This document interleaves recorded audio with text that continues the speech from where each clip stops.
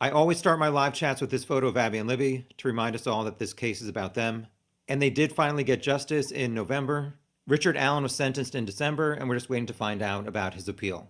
And now I'm going to review some of the legal filings that have been made since my last Delphi live chat. All of us want to see these exhibits. So on February 3rd, NBC, which has the TV show Dateline, seems to be preparing an episode, and they filed a motion to intervene and to compel access to public trial exhibits. It was 7 pages long. My summary is, let us see the damn exhibits. It's the right of the people. NBC's attorney contacted the Allen County / Judge Gull's court reporter, who stated the trial transcript will be needed when the case is appealed and the exhibits are part of that. She didn't really clarify when that's going to be. Evidence that NBC wants as soon as possible. Number 1, the 2 recorded police interviews with Rick, October 13th and 26th. 2, prison phone calls between Rick and his wife and his mother, so that's the 7 confessions. And 3, the 43-second cell phone video taken by Libby. The following day, on February 4th, we finally got the state's response to the motion to correct errors, which was 10 pages long, filed by the prosecution. My summary is, Nick McClelland asked Judge Gull to deny the defense's motion and not have a hearing because it does not warrant a motion to correct error, because the motion to modify safekeeping order was not a critical stage of the proceedings, and the evidence concerning Brad Weber, Ron Logan, and Stacey Eldridge is not newly discovered evidence to warrant a new trial. The defense stated the 6th and 14th Amendments were violated because Rick was deprived of counsel at the November 3rd, 2022 safekeeping hearing, where he was entitled to an attorney and his conviction should be overturned. Oh, crap, I have an extra space. So OCD. McClelland countered this by referencing that Indiana law does not require a hearing to execute a safekeeping transfer. On October 28, 2022, Rick notified the court he would hire an attorney. He was then moved to White County Jail due to Carroll County Jail overcrowding, not due to a safekeeping order. A few days later, on November 2nd, Tobe Lesenby filed the safekeeping order to transfer custody of Rick from Carroll County Sheriff to Indiana Department of Corrections. The next day, on November 3rd, Rick's initial attorney, Brett Gibson, emailed McClelland at 9:58 a.m. to say he would not be representing Rick. Later that day, Judge Diener approved the safekeeping order. I added, Judge Diener saw how crazy online sleuths were in just a few days on the case and agreed Rick was better off in custody of Indiana Department of Corrections, and also that Judge Diener recused himself. Probably one of the best decisions anybody's made in this case. Continuing, Rick was a Carroll County defendant, so Lesenby, and not the White County Sheriff, should have filed the safekeeping order. On June 15, 2023, a hearing on the safekeeping order was held, and Judge Gull found the defense's allegations were untruthful and not well-founded, so she denied the motion to modify the safekeeping. The Sixth Amendment's rights to counsel only applies to critical stage of the prosecution where the absence of counsel might detract from the accused's right to a fair trial. The safekeeping did not touch on matters of guilt or impact the ability to have a fair trial, and a hearing wasn't even required, so it does not warrant a new trial. The defense referenced United States v. Chronic in 1984, and McClelland spelled it Chronic with an H, and somebody's doing doobie. And McClelland added that the defense misunderstood that case because the issue was ineffective counsel, not lack of representation at a critical stage. The lack of a safekeeping hearing and an attorney representing Rick at one had no effect on the jury's verdict and is harmless. The defense argued Rick's due process rights under the 14th Amendment were violated because the state presented testimony that Brad Weber arrived home in a white van around 2:30 p.m., knowing it was false before it was elicited, or failing to correct it once it had been elicited. The defense had this video the entire time of the trial. That video was a YouTube link provided by the defense in their filing and is not identified as an item of evidence by an Indiana State Police number and is therefore an improper submission for consideration by the court. The video is unverified by legitimate means as to date and time, and the defense doesn't present any evidence to support their allegations. A motion to correct error only applies to newly discovered evidence, and the defense admits it was provided before the trial even started. The defense could have used the video as impeachable evidence during the trial testimony of Brad Weber, but they didn't. Quote from McClelland, "The defense is not permitted to request a new trial to change strategy when their chosen path fails," end quote. Weber's testimony was not the exclusive evidence the state used to convict Rick. In the next section, McClelland addressed the next claim by Richie Davis of Ron Logan's confession. The defense had 3 days at the summer 2024 hearings to present Ron Logan evidence as a third-party motive, but did not present this claim by Richie Davis. The defense received the Weber video and Davis statement on January 30th, 2024. Davis failed a polygraph miserably, and his details were wrong. There would not be probable cause to arrest Ron Logan on the box cutter reference, and no evidence places him at the scene. I added, then why did the FBI's document about Ron Logan to search his house say his phone was near the scene at 2:09 and later that night? In the final section, McClelland addressed Stacey Eldridge's expert opinion. I just added this one part that in the defense's filing about the motion to correct errors, Eldridge wrote an affidavit that stated, "I reviewed photos of Libby German's iPhone 6S taken by the Indiana State Police. A, the phone does not appear to be wet, dirty, or covered in debris in any of the pictures." McClelland stated, the defense alleges Eldridge's affidavit supports that dirt or water did not cause damage in the auxiliary jack in order to log wired headphones were plugged in and unplugged, and allege this is newly discovered evidence that would probably produce a different result at a new trial. I don't think so. I said that, not McClelland. Eldridge testified at trial, but did not submit any report, log, or information that supported her position that the log accurately supports that headphones were plugged in and then taken out. Also, she had only done one other forensic phone analysis in her career. Saint Cecil? Sergeant Cecil, somebody informed the Vatican, Cecil is a new saint. Sergeant Cecil testified one explanation is dirt or water in the jack caused a malfunction based on the condition the phone was found in. The phone did not move after 2:32 p.m. No headphones were found at the scene, and it was unlikely that someone returned and removed the phone from under Abby's body, plugged headphones in for 5 hours, came back and unplugged them, and then put the phone under Abby's body without moving the phone. The defense chose not to recall Stacey Eldridge after Cecil's testimony. Final slide. That kind of water damage is not in logs or reports. Eldridge did not physically examine the phone. And finally, this is not new evidence to overturn the conviction, and neither are the Ron Logan alleged confession and Brad Weber van video. The prosecution included 3 photos of the phone found under Abby's body. Libby had a purple Gryffindor Harry Potter case, and you can see that there's a lot of residue here. I'm curious to know, why are these leaves here looking like they're burnt? That was Exhibit 11. This one is Exhibit 10, and this is Exhibit 9. Now I'll get to your comments in the chat. Hi, everybody. Thank you for joining. As YouTube Bad Actor says, hi, everybody. Hi, YouTube Bad Actors. Hopefully you'll behave today. Hi, Purdue RN. Thank you. I appreciate you and the people and animals you live with. Okay, what are we talking about? Yeah, I said before in the chat, what are you guys most looking forward to if Judge Gull goes against her usual denials and releases some of this evidence from the trial? What do you guys want to see and hear the most? I'll get to your comments in a little bit. Well, YouTube Bad Actor says, I heard they may release Richard's calls from jail. Where did you hear that? I remember there's a certain website on like Indiana Department of Corrections or something. It's kind of like Freedom of Information, but more for Indiana Department of Corrections and prisons and jails. 2 reporters, one from whatever, a local station, and one I think from Court TV, submitted requests to get Rick's phone calls from jail or from Westville. They were never released, so I assume those requests were denied by Department of Corrections. So we'll have to wait and see if anything has changed.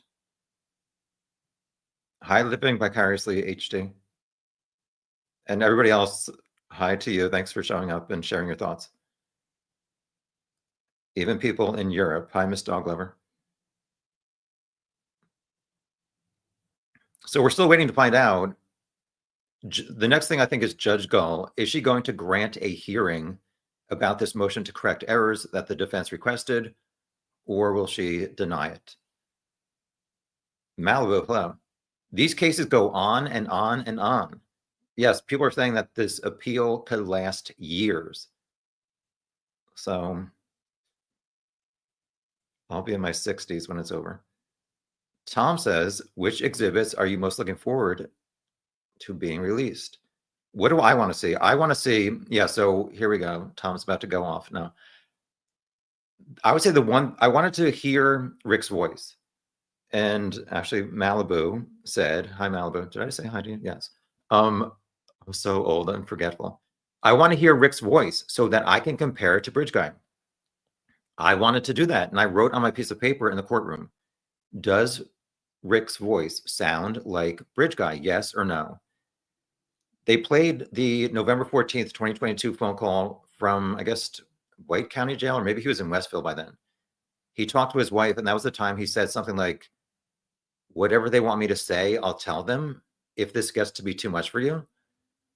And I wrote, does his voice sound like Bridge Guy? I circled, yes, it does. We again heard it again through these like 7 phone calls to his wife and mom, and the October 13th and 26th interviews with police. And in the October 13th interview, I felt again, he does sound like he could be Bridge Guy. It was not as noticeable in the October 26th interview, if I'm being honest, which I usually try to be. So I really wanted to see this 127 video that shows apparently Rick's car headed towards CPS for him to arrive around 1:30, which 5 days after the murders, he said, I was there starting at 1:30. But the defense says, no, he went another way through town, so that's not his car. I've walked on 300 North for 10 minutes and 2 cars passed by on an afternoon. I think it was a weekday. There's not a lot of cars going on that road.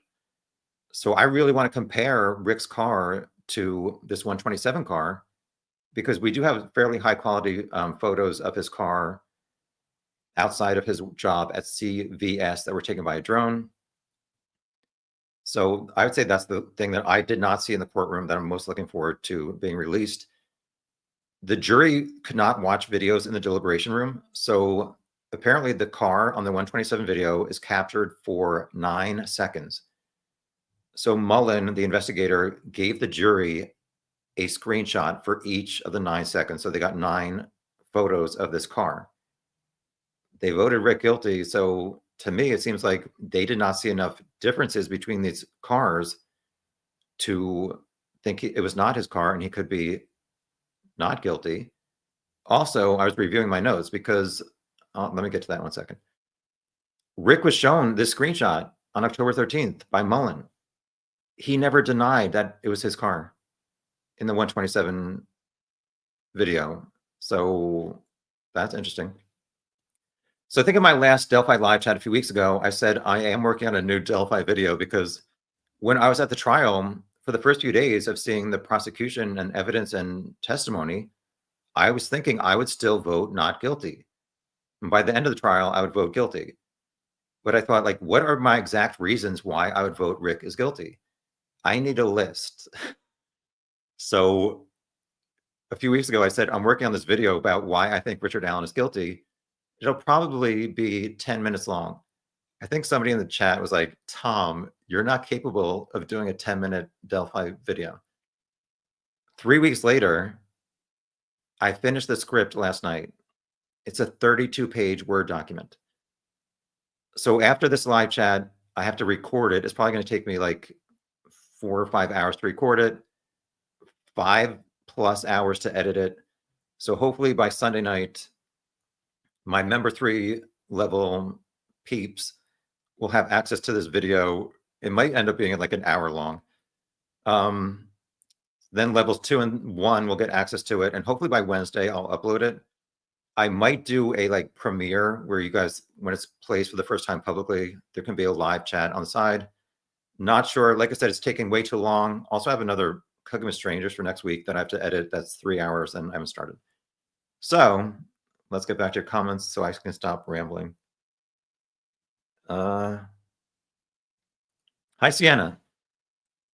Yeah, so Malibu said, I want to hear Rick's voice. And Sienna and I and other people wondered, I feel like that is why his lawyers did not ever let him speak in court, because the jury would be like, he totally sounds like Bridge Guy.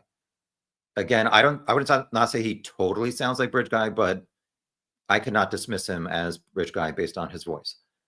Yeah. Hi, Misty Mountain. Misty Mountain Hop is a good song by Led Zeppelin. Hi, SP4. Hello, SP74. The interviews with law enforcement and Libby's video. Yeah, so in the members chat before, I was trying to talk about what Libby's video looked like. I would not be a good eyewitness because I'm not good at recollecting what I just saw. But I would say Libby's phone is pointed towards the gravel, maybe about 10 feet off the start or the end of the train tracks, the bridge. So then she lifts it up, and my focus was on Abby. I mean, this is a video that we've wanted to see for many years. So I was like focused on, okay, wow, there's Abby. So between the end of the train tracks and platform 6, I would say Bridge Guy was around platform 6, and halfway between that and the end of the bridge is Abby. I saw it like 3 times. I tried to count about how many train track ties were there where Abby was. It's about 10. If it's released, don't compare my recollection to the actual fact. So I don't know. Libby's talking to herself, kind of like saying this is the end of the trail. I think at some point she put it back down towards the gravel, lifted it up again real quick to try and capture this man, because I think she only pushed record because she was scared that this man was walking towards them and there was nowhere else to go. So you hear like, I did not hear guys, I don't think, the first time. You hear it go down the hill, and then her phone is like pointed towards the ground, and then it goes black, at least on the TV in the courtroom. I was saying before, Libby's voice sounds a lot younger than I would have expected. And I could not really determine when Abby's voice was on the video. Hi, Carol. Daily Survivor wants to hear the confessions and Libby's video. So my honest reaction to the confessions was Rick sounded totally sane and like he was being honest, trying to reveal this huge burden he had kept for so many years to his wife and mom. They just kept saying, no, you didn't do it. And he's like, I did it. And they're like, no, you didn't. They're messing with your mind. At some point, he said, I'm doing okay in prison. They're not messing with me. However, at some point previously, I said there was only like 2 instances where Rick said things that kind of went against him being 100% sane. I was looking at my notes for this guilty video of what I wrote for these 7 confessions. One time he said something like, I'm not getting any sleep, or I did not get any sleep. And I think 3 other times he said, I'm losing my mind. I feel like I'm going to lose my mind, or I'm losing it. I don't know. But so he did reference like he's having some kind of mental issues. However, in these 7 phone calls over several months, I just feel like he was being honest, and he did not sound like he was in some kind of psychotic state. No, I do not have a degree in determining if somebody's in a psychotic state, but that was my honest opinion. Hopefully you guys can make your own opinions if they're released. SP74 says, agree the calls with family. However, there was this one day, it might have been May 10th, 2023, where Rick makes these phone calls. I don't know, maybe it's like 5 a.m., 8 a.m. However, in the trial, the defense said he also made one around 3 something a.m. First of all, why is he up at 3 a.m. making phone calls? Something's not right. But the defense was like, for completeness, we feel like the jury should also hear this earlier phone call, because in the later phone calls, Rick says something like, I called dad before, what did I say to him, or something like that. So he referenced the earlier phone call, and the defense was saying the jury needs to hear that if they're going to hear calls number 2 and 3. Judge Gold said, no, the completeness doctrine or something like that, rule or something like that. It's okay if we play the phone calls from start to finish. That means it's complete. It does not reference like another earlier phone call. However, what did he say in that phone call? Was he acting crazy? I think he may have said something like, I'm innocent in that 3 a.m. phone call, but then later on, he's like, no, I did it. So we'll see. Hi, Mr. Scott. Sienna says, I can't believe they won't let Ron Logan rest in peace. He is past for heaven's sake. Yeah, I don't think Ron was bridge guy. And this supposed confession that he said to this other inmate, it just does not add up. First of all, Ron's ex-wife said he would not go 3 feet out on the bridge. So why would he walk through his property and follow these girls all the way to the end of the bridge and tell them to go down the hill instead of just walk back through the entire bridge and through the woods to his house? Like, he was 77, and yes, I know he walked down his hill, or his heel, as he pronounces it. Yeah, Ron Logan, sorry, but I don't think he was involved.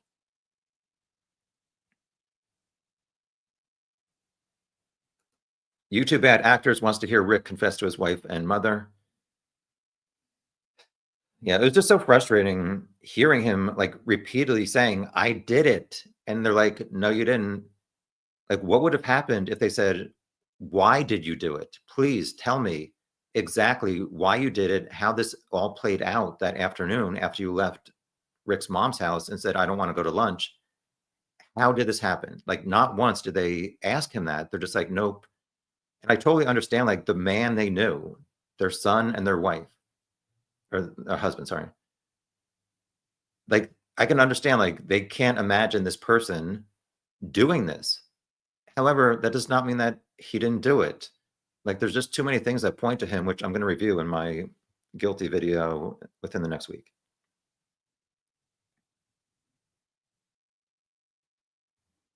Hi, Karen Hicks 7. Rick is the murderer. I agree. Malibu says Rick is BG. Yeah, so Stacey Eldridge said that the photos did not show any residue, and the, like Whitney Houston said to Diane Sawyer, I want to see the receipts. Nick McClellan brought the receipts. Sienna says, what would be the reason for someone to plug headphones in and out on her phone? Lol.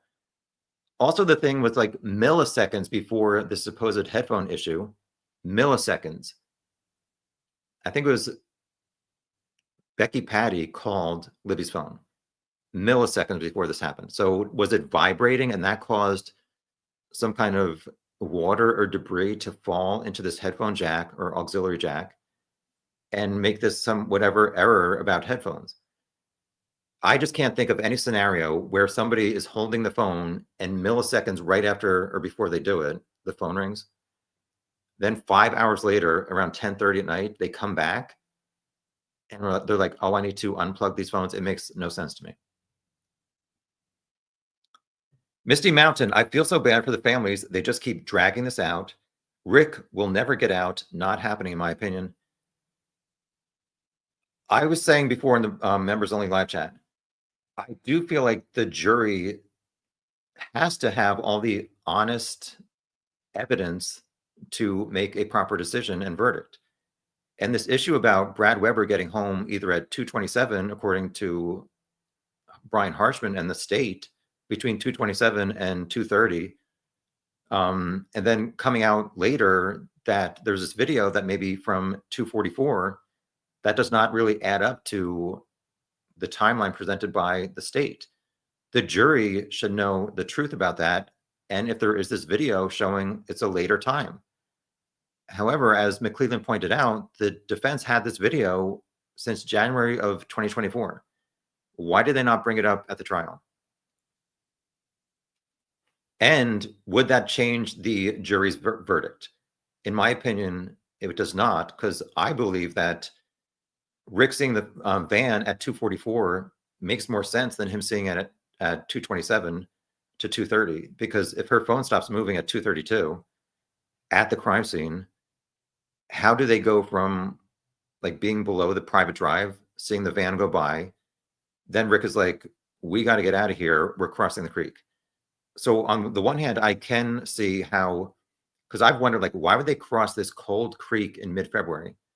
Well, if you see a van coming and you're trying to like have these two teenagers strip, you don't want the person in the van to see you. So I do see that that's like one possible scenario.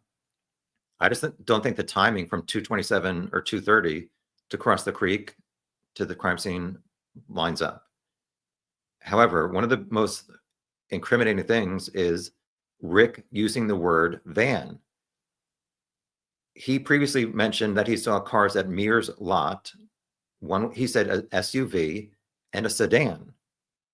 And he used the word van. He's not using like cars or vehicles. He's saying sedan, SUV, and then describes a van. The only person coming down this private drive for the Webbers is the homeowner. He was driving a van. He did not say white van. Some people get that mistaken. But just the fact that he says a van to me is like very incriminating. So was that at 2:44, he sees it go by and they were still alive. And he's like, by the time that person parks their van, I'm concerned Abby and Libby are going to scream. I need to cut their throats. Is that how it played out or not? I'm not sure. Hi, Venus Gal. Some people get excited every time the defense files something as if it is fact. And every time the prosecution comes back and blows their total BS out of the water, in my opinion. That has happened several times. I will agree with you on that. I am just concerned about when Brad Weber came home, and did the prosecution know it was 2:44, but they presented to the jury it was 2:27 to 2:30? Like I said before, I don't think that's fair to Richard Allen, the defense, or the jury making the decision based on false evidence provided by the prosecution. But as McClellan said in this thing, like, it's not certain that it was 2:44 p.m. So, hi, Xtina. We love Canada, soon to be Northern Michigan. Anyway, hi, Charmaine. I saw you last night on It's a Crime and Shame live chat. Your hair looks nice. Anyway, Misty Mountain wants to hear Rick's voice. I totally understand. So there were a few Facebook videos from Rick's wife that had kind of low quality stuff of Rick's voice. Unfortunately, the TV in the courtroom was very low, but hopefully you guys can hear these various samples and make up your own mind. Sienna says, I can imagine people have Freedom of Information Act, the clause. Yes, from what I know, they were denied. Hi, Mark Candy. Thank you. I appreciate it. Hi, Miranda. All videos and recorded phone calls. I think there's 150 hours of phone calls. Even I would not listen to all those.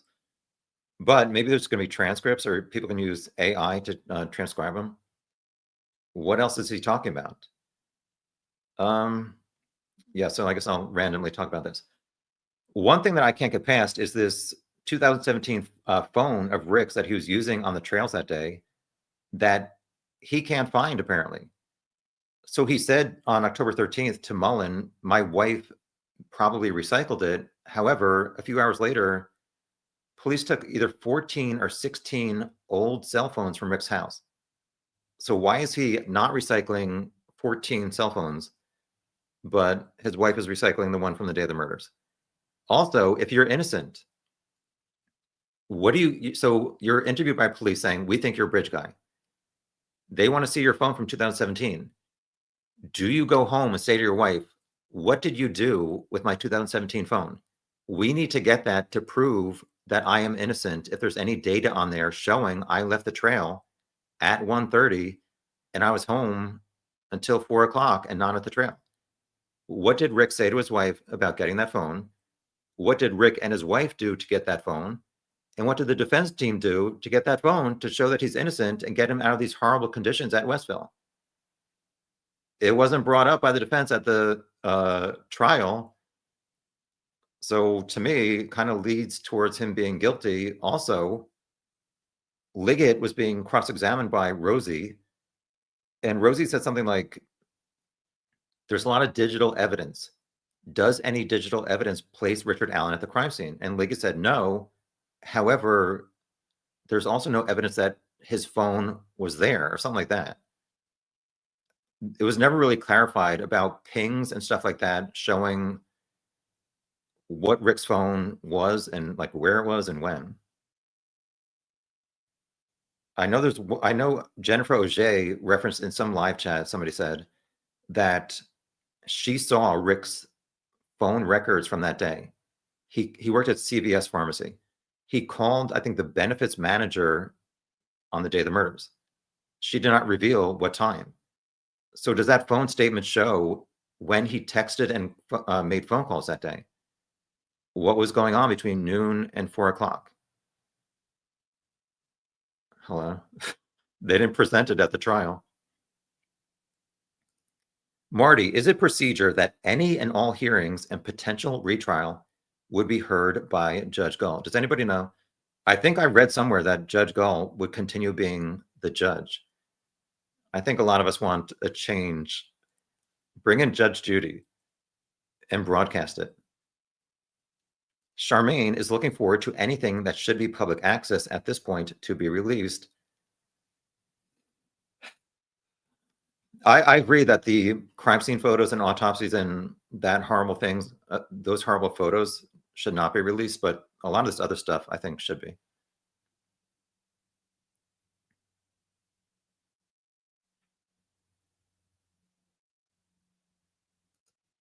Sienna says, but why wouldn't the killer have plugged the phone in, or the phone headphones in immediately then when the incident was going on? It's just odd in my opinion. Yes, it does not add up to me as being how this could have played out, that somebody had headphones, plugged them in, came back 5 hours later, was like, oh, let me take them out. Makes no sense.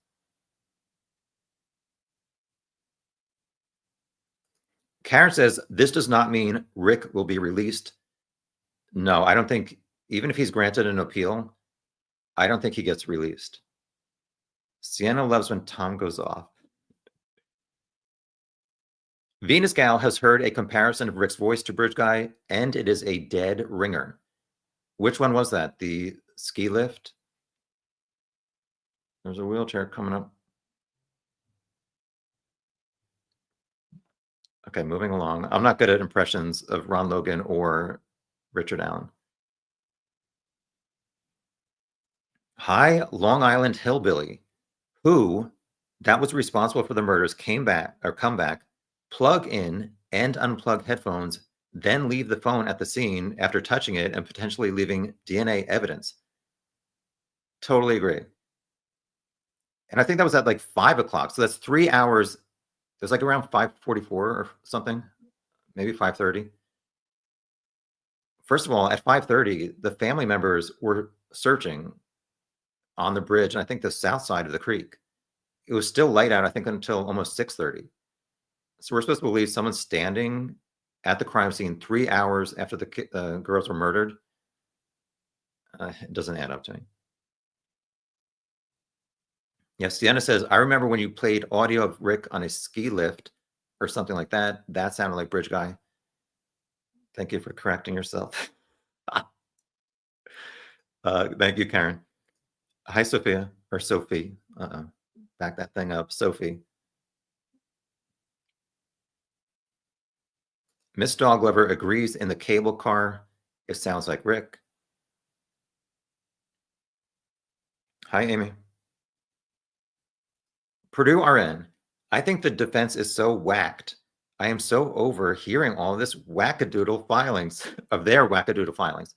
He was found guilty by a jury of his peers. It's over. He confessed 60 plus times. Hello. I'm not going to recreate that emoji. I guess they're just doing their job, and we'll have to wait and see if the appellate court agrees that Judge Gall made some mistakes or that the state was corrupt, not sharing information. We'll see. Hi, Marissa. Thank you for being a new member. And also, Rachel, and your, what is that? Ah, is that a cat upside down? Sorry. Hi to you and your cat. Oh my gosh. One time, some guy said he watched my live chat and my voice, I guess, put him to sleep. He woke up and his cat was at the edge of the couch looking at the big screen TV with me on it. Anyway, the cat was like, who is this fool? All right, moving along. Amy wants to hear the confessions and see Libby's full video. So what is Gull going to do?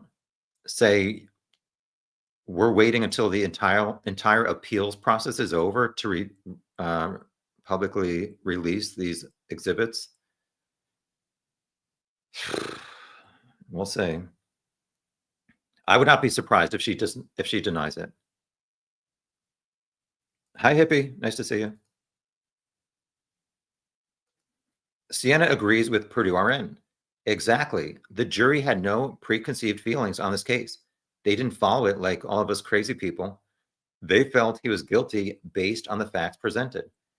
But my issue is like, if the prosecution was not presenting all of the full facts about when Brad Weber got home, that's not acceptable.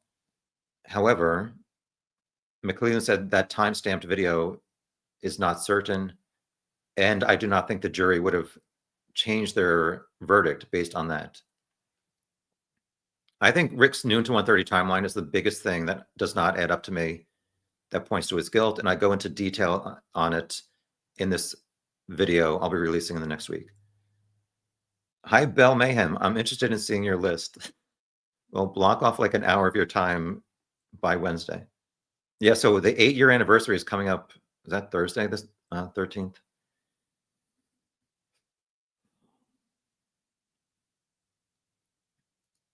Long Island Hillbilly. I love the defense Odinist theory when there isn't one documented Odinist killing in our modern times.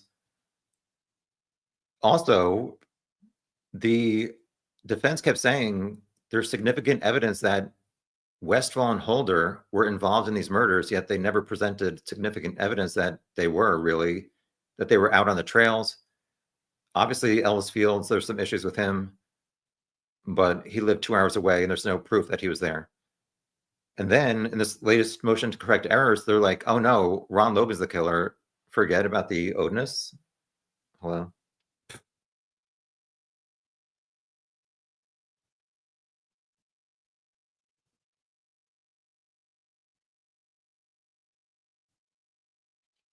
Tina, this is interesting. I want to see Richard and Kathy interact in the interview room on October 26th. So at some point, I guess Dave Vito, the trooper or detective, was talking to Kathy while Rick was arguing with Jerry Holman. At some point, the three of them, Holman, Rick, and his wife, are in the room, and then Holman leaves. Kathy was crying, obviously, like, understandably. So, did I say this at the beginning? Some people online kind of get this quote wrong.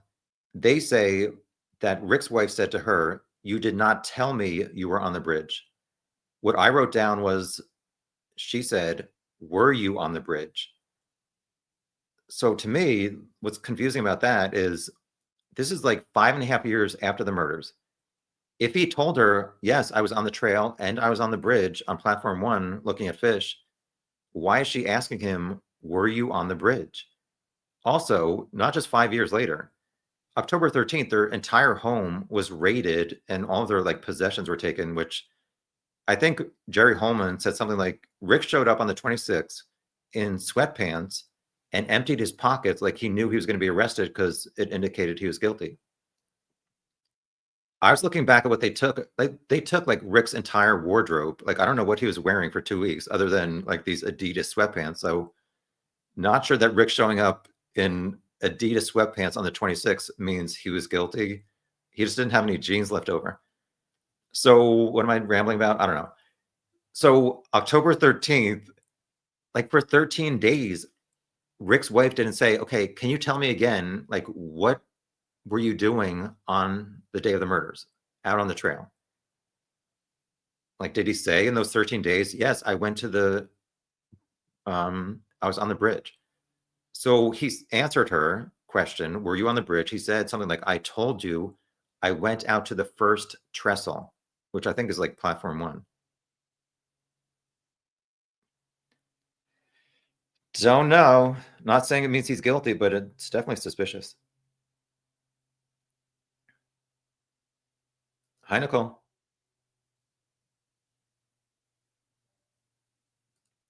Sienna was really disappointed in some creators that jumped on the Odinist train. Well, it's important to remember the defense did not make up this Odinist theory. It was based on law enforcement. Click, Ferenczi, and Murphy investigated these guys. They felt like there was a connection, at least I think Ferenczi and Click, not sure about Murphy. But Click and Murphy testified, I think, at the summer 2024 hearing saying, we could not place any of these guys on the trail that afternoon. So, hello, that doesn't add up that these Odinists are involved. I know, like, Holder checked out of work at 2:45, 30 minutes away. He can't be bridge guy. Westfall lived in Delphi, I think, with his 4 kids, and they all had off of school also. So I think he was watching his kids. And I believe one of his sons gave an alibi saying, my dad was with us. Hi, Courtney. Nice to see you.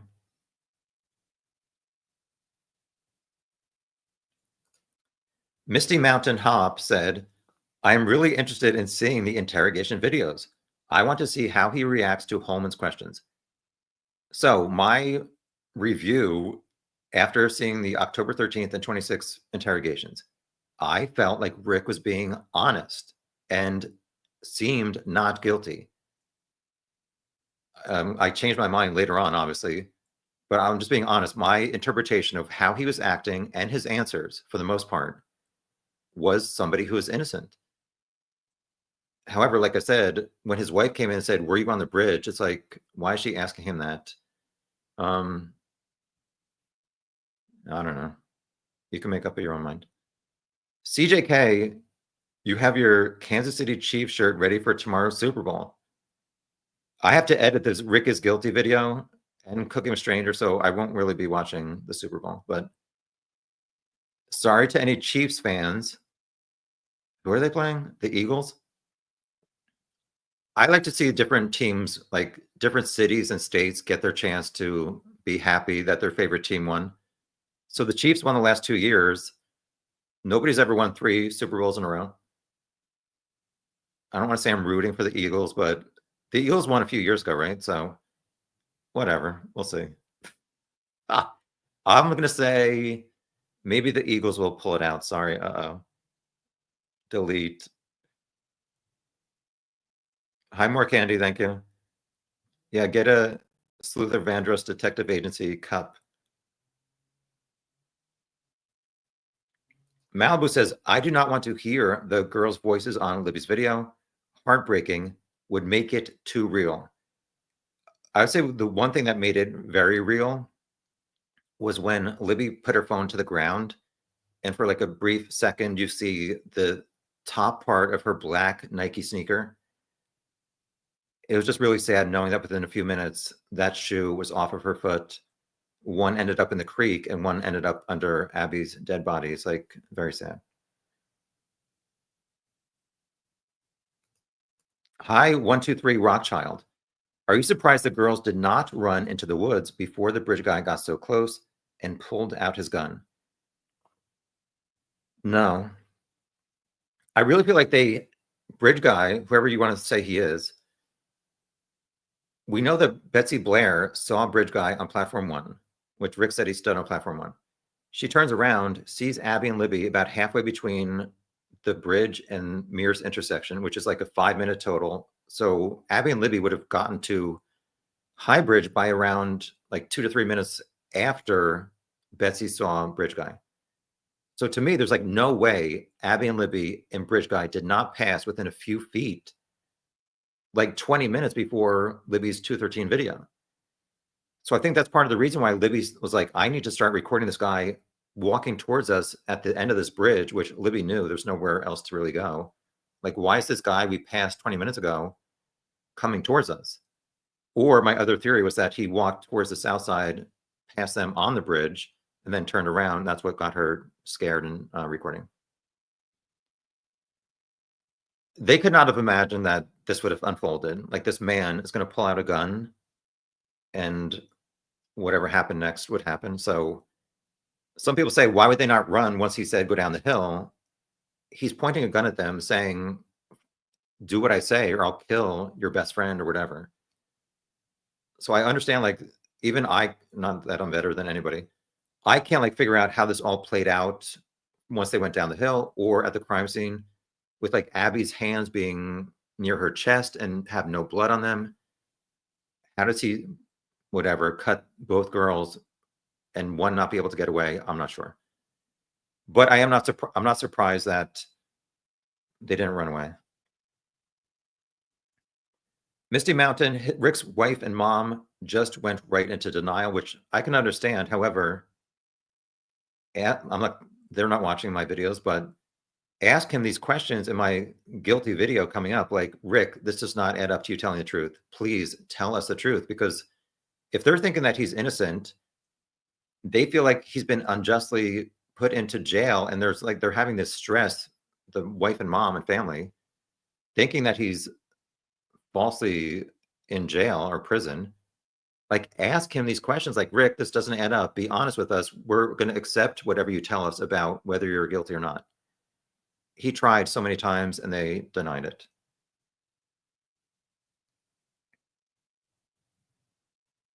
Hi, Teddy. Nice to see you.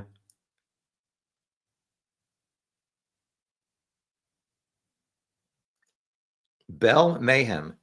Did Dr. Walla testify that Rick had no recollection of the confessions after the fact?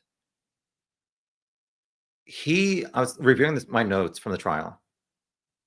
He said something like, I guess it was after maybe the May 3rd confession. I think May 3rd, 2023 is when he gave his detailed confession.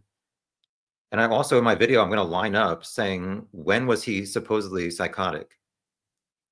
I'm pretty sure Walla said it was like April 4th or 5th through April 28th.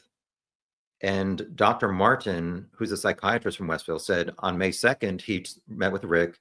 Rick was not psychotic. The following day, May 3rd, Rick gives this detailed confession. However, I think after that, Rick said something like, she may have brought up, you confessed yesterday. And he said, did I sign anything?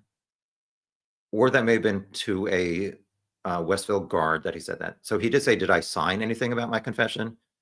And I guess they said no.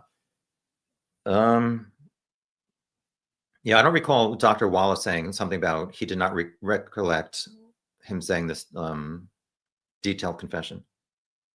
YouTube Bad Actors, have you seen Ricky's new mugshot?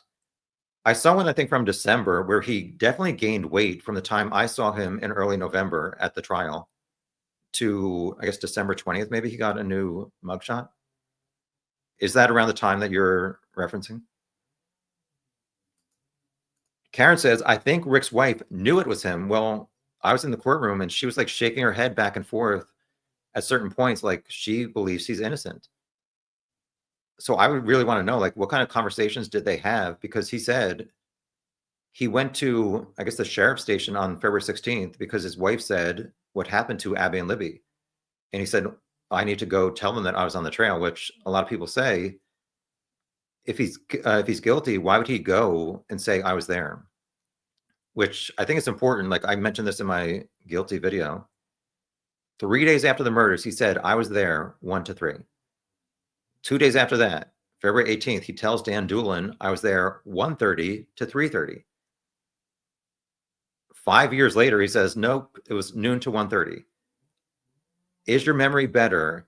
If you hear a noise, somebody's like cutting down a tree. Hopefully it won't fall on me. Although some people are hate watching and wanted to. Hi, haters. Anyway, is your memory better 3 days and 5 days after a murder happened like on the trail that you were on around the same time? Or is it better 5 years later? So within the first week, he said, I was there at 2:13 for at least another 45 minutes. Yet he didn't see any of those people who were there, and they didn't see him. So, like, what is Rick's wife saying when this picture comes out? Like, was she ever asked by police and shown the bridge guy picture? Did he have faded jeans that would be that color? Did he have a blue jacket like this? Obviously, a lot of us have seen this video from late November 2016. Rick's wife, they're doing like Christmas shopping or something, and Rick was sitting in the passenger seat, and I guess she was inside it. Forever 17 or 21? What? Forever 21. Is that a clothing store? I don't know. I've never been there. She sneaks up on him, and he's like, what does he do? Uh-oh, reenactment, Tom Webster Community Theater. He's like, anyway, she seems fun. He does not. Anyway, he's wearing a dark blue jacket, but you can't really see the consistency of the material. So they did show a blue jacket at the trial. I was looking down at my notes for most of the trial, like trying to capture what was being shown. I did not get a good enough view to see if the material was light enough to show an object in the front pocket. I think a lot of us will agree that Bridge Guy's jacket is a material thin enough, whether it was a handgun or something else, you can see some kind of object in the front pocket. Was Rick's wife shown this photo saying, like, did he have a windbreaker that was that thin material? Did he get rid of it? I don't know. We'll see. Anyway, we're at 51 minutes. We're not going over 2 hours. I have to do stuff. I made a taco dip last night and I need to finish it. Anyway. Yeah, I mean, it's like, how would she not recognize his voice on the Bridge Guy audio? Maybe she doesn't think it's a match. I'm not sure. What does it say? I think she may be in denial, but in the back of her mind, she knew. Ex-Tina, do they only release evidence presented at trial, or do they release all evidence collected? I would love to see any interviews done with Richard's friends and family after his arrest. I want to see, I want to see a lot of stuff, like when they come and knock on our door. On October 13th, like, what was his reaction? Did they have body cameras on to show like what his facial reaction was? Like, uh-oh, they finally came to knock on my door about this murder. I don't think so. I was looking at my notes yesterday, and there was at least exhibit 303. So I learned that at trials, the prosecution used numbers for their exhibits, and the defense used letters. So the defense got at least up to like RR. So the defense goes through A through Z, and then AA through ZZ. I don't know if they got to ZZ top or not. Anyway, we'll see. I would assume it's only stuff that was presented as an exhibit at the trial.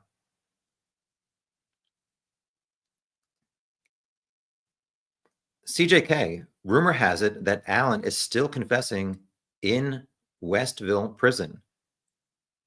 I've heard a variety of rumors about what's going on there. I've heard that he's in horrible condition mentally. I've heard that he's fine and joking around. I've heard that he's not able to talk to his wife. I've heard that he's talking to her every day.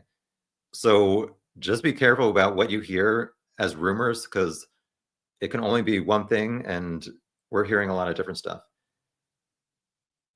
Well, who is he talking to? I've heard that I heard he was in like a different section of Westville. I also heard that he's back in that cell with the video camera on him in solitary, whatever you want to call it. All right, go Chiefs, go Eagles. Who's doing the national anthem tour? SB 74. And as the psychologist and psychiatrist testify, people in psychosis aren't aware of person, place, and time. So should be obvious if the recorded confessions and narrative he gave to Dr. Walla. Well, Dr. Walla, as far as I know, was not using an audio recorder for her private sessions with Rick. I have heard some people say, oh, how convenient that one detailed confession was not recorded by her, but I don't think any of her sessions were recorded.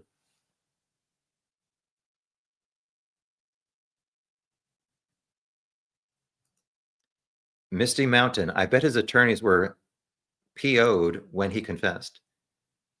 I just want to know, did they ever say to him, hey, Rick, we've heard you're confessing to like 30 people. Is there anything you want to tell us? Did they even bring that up?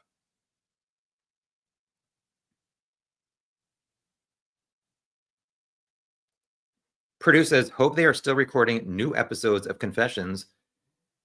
Well, is this stuff on audio? And is he? I really want to hear what the phone calls are to his wife and mom after he was convicted.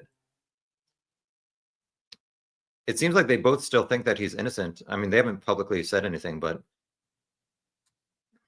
I would love to know what they're saying.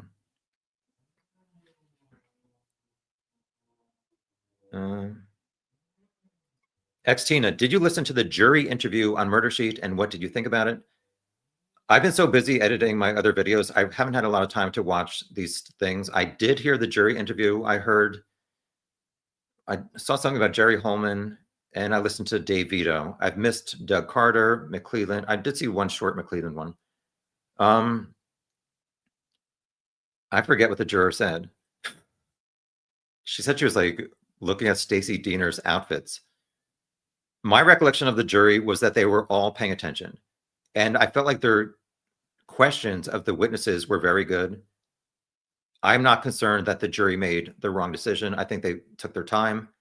From what I recall, they asked to see Libby's video and maybe the October 13th and 26th videos. I think they were comparing, does the bridge guy voice match Rick's or not?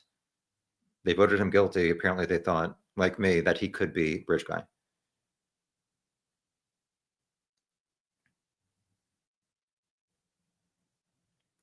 Hi, Jules. Did you hear Judge Gull chastise Richard Allen at sentencing for rolling his eyes during the trial? I did hear that. I do not think Judge Gull would lie about that. I know she makes some decisions that a lot of us disagree with. I do not think she's a liar who would say, "What? Stop rolling your eyes at me." I don't know that he's rolling his eyes at her, but like, I guess you could say if he is innocent, is he rolling his eyes because he's so frustrated by this whole process? I don't know. If he's innocent, why has he never stood up and said, I'm falsely arrested, police got all this stuff wrong, and this is what they got wrong? He's never done that.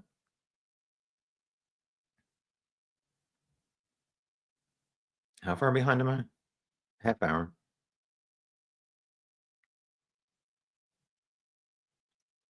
Sienna, I have always gotten livid when I see people accusing Kelsey. She was a child herself when this happened. I think she was like 16. I agree. They're disgusting people, and just be glad you're not them. All right. Marty, crack is whack with my I want to see the receipts reference. Thank you. Oh my gosh. Mr. Scott, Cooking with Feces, a new prison book coming out by Richard Allen. Okay, we can say, let's wait. One of the most powerful things to me at the trial was one day there were 8 Westville security officers. One after another got on the stand and said a variety of things that Rick said, basically that he killed Abby and Libby. All of them said they thought his crazy behavior was fake. Like he was doing it to get something in return. And he was eating his number 2, which either way, whether he's faking it or it's a real mental breakdown, just eating that alone, there's something wrong with that. What the underlying issue is, thinking that he's going to get transferred to a mental hospital and out of this horrible cell at Westville and maybe get to see his wife, whether that was the reason for that, I don't know, but just eating that alone, something's not right. Courtney, that headphone thing was whack. Jurors are not ignorant. Okay. Good morning, Humanimal, and anybody else in Australia. Sienna, the defense were grasping at straws. Well, as McClelland pointed out, you can't just get a new trial because your trial strategy ended with your client being found guilty. Like if he was found not guilty, they'd be like, oh, We were correct with our strategy. To me, I don't know if I've mentioned this on this live chat or the members only before. Some people are saying that these motion to correct errors are not going to be enough for Judge Gall to say Rick deserves a new trial. But is incompetent attorneys another avenue to get a new trial? They had 2 years of 3 attorneys to get their strategy together. I don't think incompetence is going to work. Hi, Silas. Nice to see you. None of the defense theories make any sense. I agree. To me, like the thing that makes the most sense is Richard Allen did it and got there at 1:30. Somebody's making a lot of noise outside with a chainsaw. Hopefully it's not Jason from Halloween. I don't know if that's a correct reference. Who cares? Hi, Daphne and your dog. Good to see you both.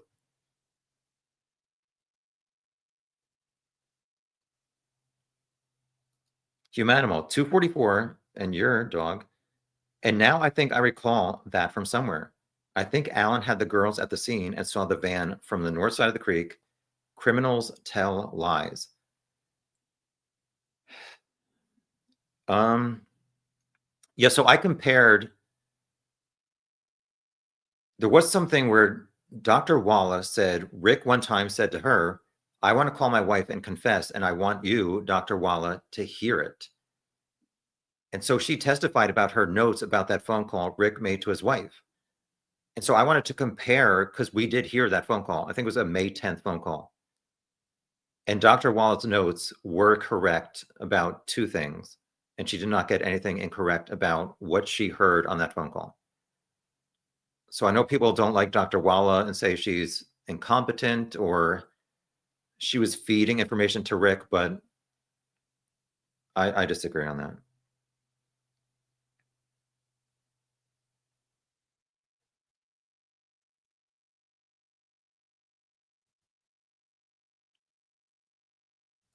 Bell Mayhem, the defense does not need to have a solid theory. They are to present reasonable doubt. And a lot of people say, yes, they don't have to prove that Rick is innocent. But I've always said, like, okay, but if the prosecution is saying this timeline does not add up and all this other stuff doesn't add up, what is the defense going to do? They have to like change the jury's mind. Okay, maybe the prosecution is not right. And obviously the defense did not do that. I'm not saying it's because of their incompetence. I'm just saying like the facts essentially point towards Rick being guilty.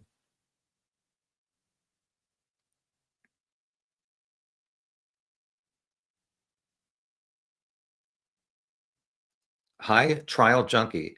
Didn't the prosecution have Brad Weber lie about getting home at 2:28? I don't think Brad Weber ever said, I got home at 2:28. He clocked out at Subaru in Lafayette at 2:02.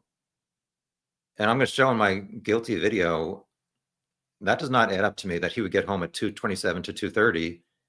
And when that was mentioned at the trial, I was concerned that like that doesn't add up to me. Whether the prosecution got him to lie, I don't think so. The defense was saying at the trial that at some point within the first week or so, Brad Weber said he did service his ATM machines after work. And I think the defense was trying to say he did not get home, Weber, until around 3:30. So that does not add up to him seeing or being seen by Rick at 2:30. But now this motion to correct errors, the defense is saying, oh no, this video says he got home at 2:44. So why is the defense? I mean, that doesn't add up to me that he could have even serviced any ATMs and got home at 2:44 because it takes about a half hour, according to Google Maps, from Subaru to the end of the private drive. And I'll show a satellite image of Subaru in Lafayette, and it's a huge parking lot. So I don't know if the gate has a timestamp or it's inside the building or what, but yeah. Malibu, yes. RIP, Abby and Libby, we won't forget you. Hi, Miranda. Rick is in administrative segregation. People go nuts if you call it solitary confinement. I mean, it's not a prisoner of war situation. He has a tablet to watch movies. listened to music, and he was calling his wife and mom several times a day. So, do I think it's horrible to be alone in a cell and only get out 1 hour a day for recreation? Yes. But I don't know that it's necessarily like a prisoner of war situations that people are trying to make it seem like. And I really believe like part of the reason why Rick, I think he's guilty, why he did not make an official plea deal is because he spent 13 months in the cell at Westville that he's at right now. And he's like, this is horrible. I don't want to have this situation for the rest of my life. Let me at least try to have a jury find me not guilty. And that's why he's going to appeal also, so he can get out of that horrible condition. I just can't imagine any jury. First of all, I can't imagine 12 people finding him not guilty based on the evidence. Not sure that another trial is going to result in a not guilty verdict.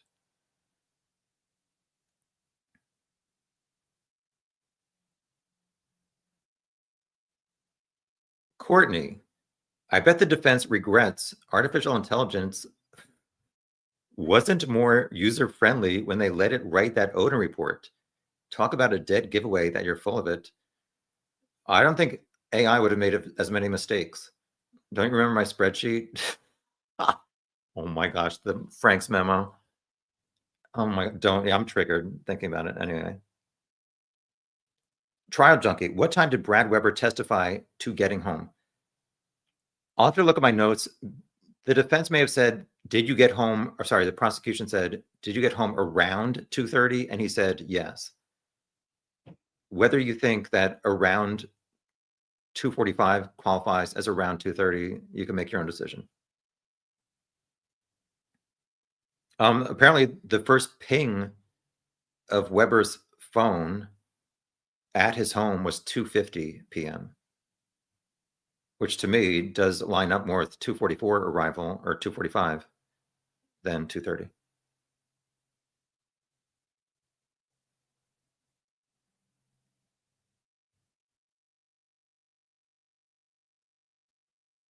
I'm not frozen. I'm not frozen. Humanimal. Defense have dropped Odin like hot coals. It's all Ron Logan. NPW? Geesh. To me, the defense failed to prove at the summer 2024 hearings that the Odinist theory makes sense, that they were there at the crime scene. I mean, we see one man in Libby's video, one man. Even Elvis Field said, I was on the bridge with two other guys or two other people, in addition to Abby and Libby. Well, where are they? Betsy Blair saw one man on her entire walk. That was a guy on platform one. She didn't see a group of Odinists. The four girls see one man enter from Freedom Bridge. Where's this group of Odinists? They're home. Hi, Curious Contrarian. Thank you so much. Missed you. Puddin is where he belongs regardless. Thank you, Dan. I appreciate it.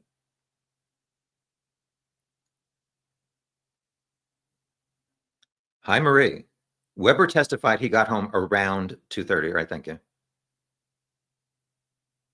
I'm not sure if he said around 2:30 or the prosecution said, did you arrive around 2:30? And he just said yes.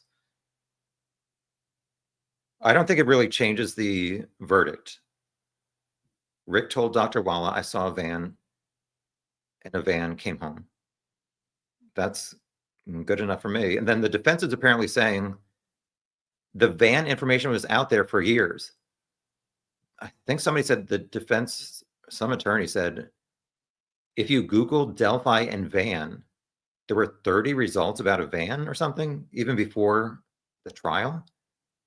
If you search it now, it just comes up with recent stuff. Does anybody remember any time reading online or hearing a rumor that Brad Weber's van arrived at his home around 2:30? or 3:30. I never saw anything about a van on the private drive. So where are these references from years ago about a van on the private drive? It's not about a van somewhere else. It's a van on this driveway that only the homeowner would be on and that only the killer and Abby and Libby would have seen. CJK. What? Sorry. I wonder if you gave Alan one of those adult color books and crayons, would he eat them? The crayons. Well, Dr. Walla, I think she said she gave him a coloring book. I'm not joking. And I'm not saying that there's anything wrong with it. I forget what she said, like to calm him down or something. I could have swore she said she gave him something like a coloring book. Anyway.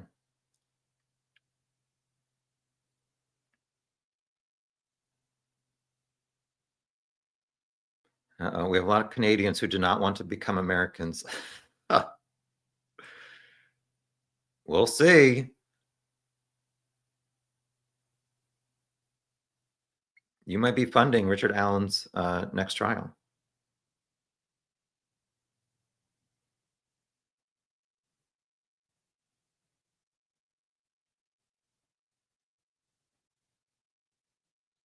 Hi, FP. I talked to the Netflix investigator. Who's that? When this case was still early-ish days. At the time, she told me she talked to someone close to the case and they pretty much knew who it was. Well, who did they think it was? Because it seems to me like it was Richard Allen and they totally screwed up following up on his lead, which to me, there's a lot of issues with that. One is Doolin wrote follow-up or potential follow-up. Who were the three girls near Freedom Bridge?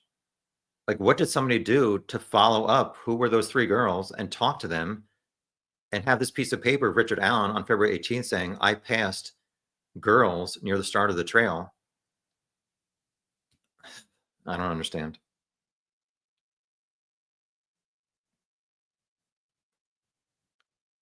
Long Island Hillbilly. The unspent cartridge found a few feet from the bodies is the prosecution's ace in the hole. I did not really take that into consideration because I feel like the science of comparing an unspent round that Melissa Oberg was the ISP forensic analyst.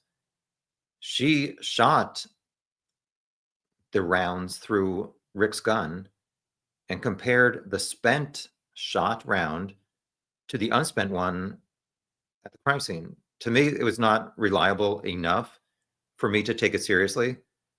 I think, did the juror member with murder sheet say she did not also? So even without that, I would vote guilty. And also, it's just weird that that was a Winchester round. And there was a Winchester round found in the keepsake box next to Rick's bed. Why did he have that in there? Not saying it means he's guilty or that his Winchester round was found next to the bodies, but it just seems like a huge coincidence. Oh, thank you, FB. For the Netflix show Don't Hurt Cats, that was a good, I don't watch a lot of true crime stuff. Yeah, Don't Mess with Cats or F with Cats. Okay. I'm glad we're reuniting some people on YouTube. Charmaine and Miranda. Trial junkie. Could he have traded his phone in? Like, if this was you and the police are saying, we want your 2017 phone from the day of the murders, and you know you're innocent, like, wouldn't you try very hard to get that phone, to have them do an extraction to prove that you were not the killer? Like, what did Rick, his wife, and his defense team do to get that phone? Something's wrong. His phone provider was Ting. Which Rick said not a lot of people know about it, and I didn't know about it. Okay.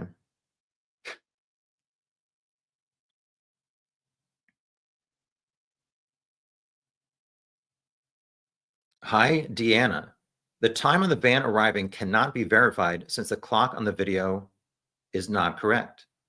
The PM and AM is messed up. It said AM when it's the afternoon. So have to go by Brad Weber testimony. Defense used him working on ATMs and not there. He was on driveway or something. So it seems like no video recorders in Delphi have the correct time. The transfer station with Ron Logan, I think, was off by 5 minutes. The Hoosier Harbor Store camera, I think, is off by 43 minutes or something. So my concern is, I'm so concerned about everything in this case. Police go to the transfer station to get this video of Ron Logan. I mean, they figure out, like, I guess they're looking at the live feed and say, that doesn't match my cell phone or my watch. So they figure out it's off by 5 minutes. Same thing, FBI goes to Hoosier Harbor Store, gets that video, and they're like, this is way off. They figure out it's off by 43 minutes. Whoever got this video from this nearby house of Brad Weber, like, did they not see that it was off by 12 hours? And did they not write down it's off by 12 hours and 15 minutes or 11 hours and 45 minutes? Like, I would like more clarification about what police did when they saw that this house surveillance camera time was off.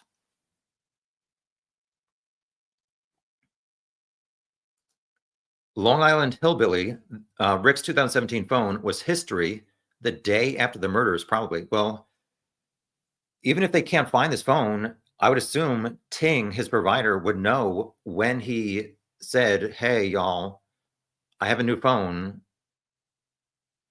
period. Like, what were the records showing when he traded in that phone, or did he recycle it? Because it cannot be found when he had so many other old phones. At some point, I think McClelland said Rick kept his pre-2017 phones and phones after he traded in or whatever, the 2017 phone. Does anybody remember when McClelland said that? I could not figure out when he said that. Hi, this account. Nice to see you. I'm all right, I guess. How are you? That doesn't sound too enthusiastic. Let's see.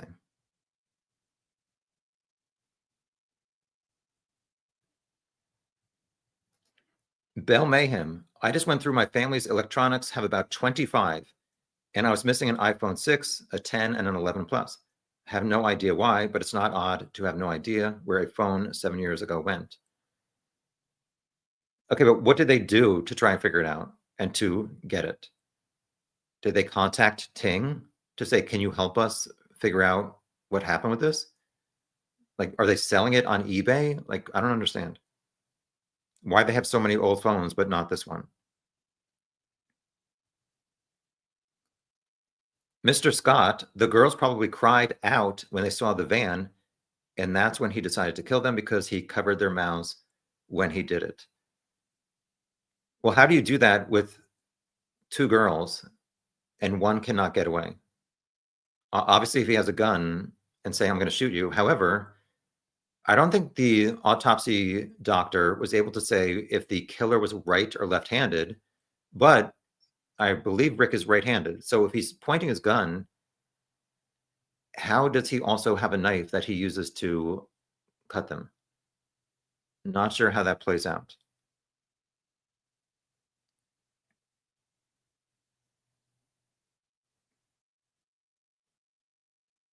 Deanna says, yes, will be tried by the same judge. Boo. And no, I'm not going back if there's another trial.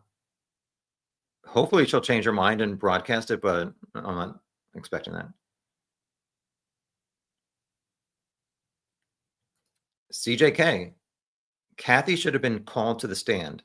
Ricky said he had Kathy trade that phone in or to get rid of it.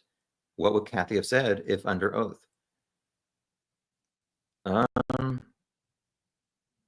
What would she say if she's not under oath? I'd like to know what her thoughts are on this missing phone and what she did to try and find it to prove her husband is truly innocent. I'm not blaming her. I'm just saying I'd like to know. A lot of Canada talk. We don't want to. No, we do. Canadians are so nice. At least the ones that I've interacted with. Americans need to be more like Canadians. How about that? Uh-oh. I'll drink to that.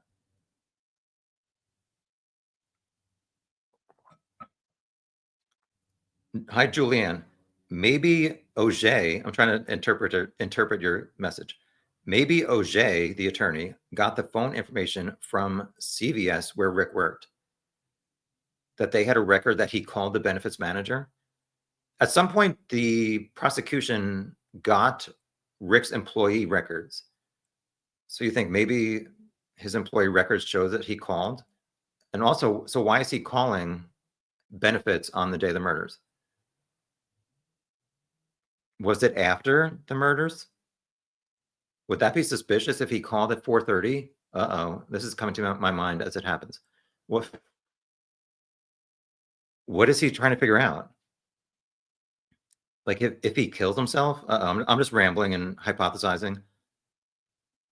It'll probably come out that he called before the murders, but would you guys find it suspicious if he called after the murders to maybe find out what his life insurance policy is through his work?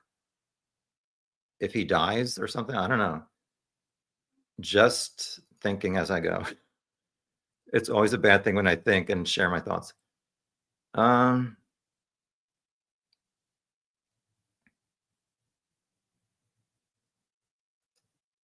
Miranda, what do you think about the defense lawyers' interviews? It seems like they truly believe Rick is innocent.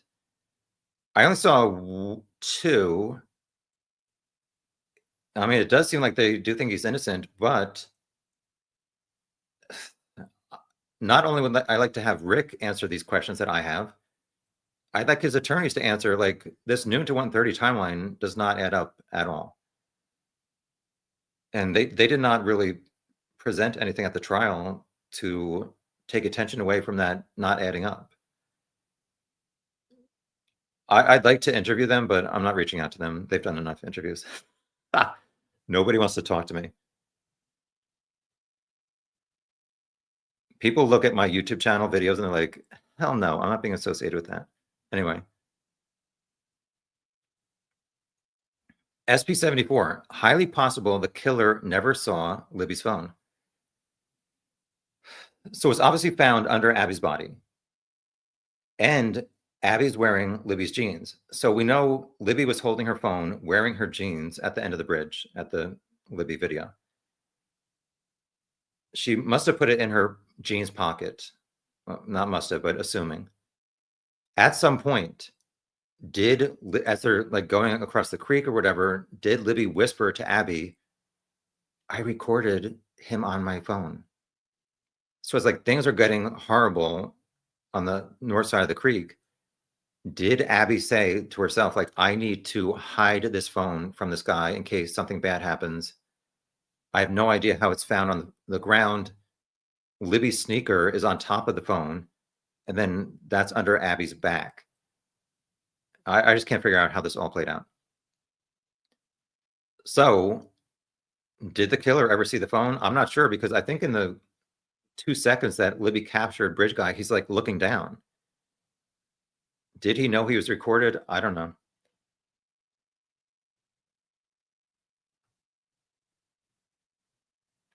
Miranda says there's a reason the defense did not call Rick's wife or introduce any phone data of Rick's. Well, I think the prosecution said they don't want any geofence data to be available or presented at the trial, which I countered to myself. But first of all, if geofencing is not good, which McClelland said, why are police using it? Second, if geofencing showed and proved that Richard Allen was at the crime scene at 2:32, McClelland would have been like, geofencing is great. It's perfect. So I would like to see that data. Hopefully it'll get released, but since it was not part of the trial, I doubt it will be.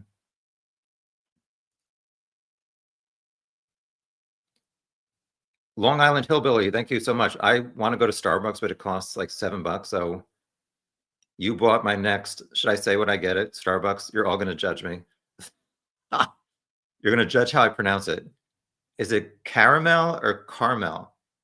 I'll go with a caramel frappuccino with crunch and whipped cream. Venti, please. Say please and thank you to your servers. Anyway, oh, thank you. I really appreciate it. Oh my gosh. Courtney, wait, what's wrong with Judge Gull? Bless her denying heart. That's a good one. Venus Gal said 50 minutes ago, yes, on the ski lift, Venus Gal heard Rick's voice. No doubt, in my opinion, it matches Bridge Guy. It was very clear. I disagree on that. I believe it was the ski lift anyhow. It was some time ago, but I know a lot of people have never heard that one. Hopefully you'll hear the longer samples of Rick's voice.